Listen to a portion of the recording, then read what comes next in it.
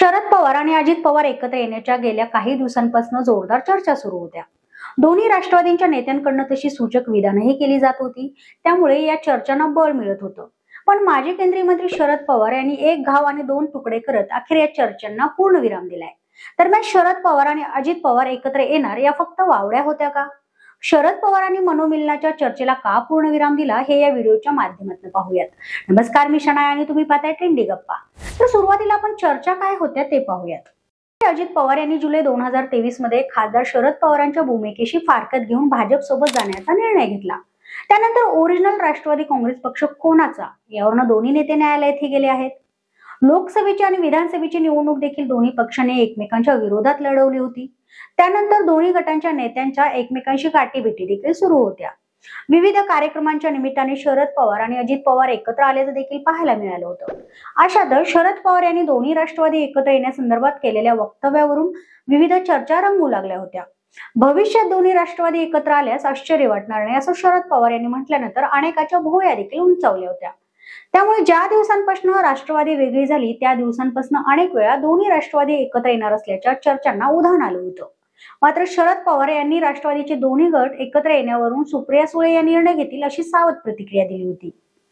त्यानंतर पुन्हा एकदा राष्ट्रवादीचे दोन्ही गट एकत्र येणार असल्याच्या चर्चा सुरू झाल्या। अशातच राष्ट्रवादी काँग्रेस अजित पवार गटाचे अनेक नेत्यांनी देखील सूचक वक्तव्य केले होतं।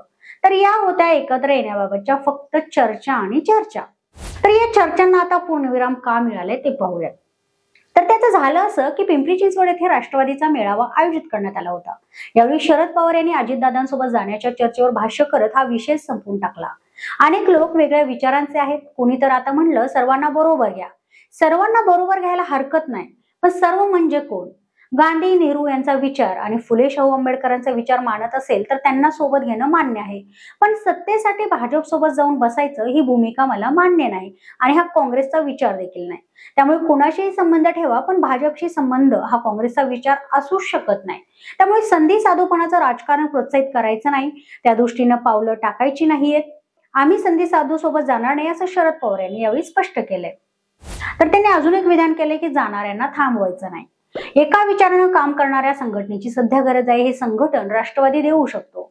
निवडणुका येतात आणि जातात, पण त्या निवडणुकीत आपण लक्ष दिलं पाहिजे। नवीन नेतृत्वाची फळी तयार करणं, नव्या नेतृत्वाला फळीतून विकासाचं कामकाज उभं करण्याची गरज आहे।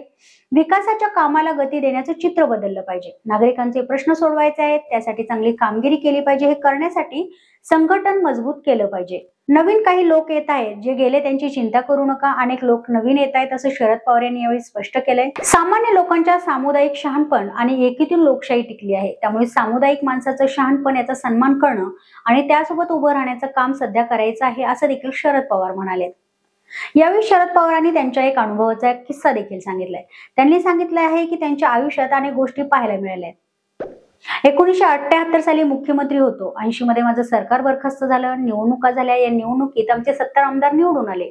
2 महिन्यांनी मी इंग्लंडला गेलो, 10 दिवस तिकडे होतो। इकडे 10 दिवसात चमत्कार झाला। 70 पैकी 6 सोडून बाकी सर्व आमदार पक्ष सोडून गेले। मी काही चिंताग्रस्त झालो नाही। पुन्हा पक्ष संघटनेत लक्ष घातलं, लोकांशी संपर्क वाढवला। 5 वर्षांनी निवडणूक झाली, जे सोडून गेले त्यापैकी 90% लोकांचा पराभव झाला होता। पुन्हा आमचा पक्ष महत्वाचा पक्ष झाला, असा किस्सा पवारांनी ऐकवला। एकूणच काय तर गेल्या काही वर्षांपासून राज्यात घडणाऱ्या राजकीय घडामोडी पाहता राजकीय पक्षांच्या युत्या आणि आघाड्यांनी जनतेला अनेकदा धक्के दिले। त्यानंतर फुटलेल्या 2 गटांच्या नेत्यांच्या होणाऱ्या भेटीगाठी यांनी तर भुवयाच उंचावल्या। राष्ट्रवादीचे 2 गट पडल्यानंतर दोन्ही बाजूंच्या नेत्यांकडून एकमेकांवर टीकेची जोड झाली। त्यानंतर गेल्या काही काळापासून दोन्ही नेत्यांच्या होणाऱ्या भेटीगाठी चर्चेचा विषय होत्या। मात्र शरद पवार यांनी आता या चर्चेनाच ब्रेक लावलाय। तुम्हाला काय वाटतं, या मनोमिलनाच्या चर्चेना खरंच पूर्णविराम मिळालाय की या फक्त वावड्या आहेत? तुमचं मत आम्हाला कमेंटमध्ये नक्की कळवा आणि हा व्हिडिओ आवडल्यास लाईक करा, शेअर करा आणि सबस्क्राईब करायला विसरू नका। धन्यवाद।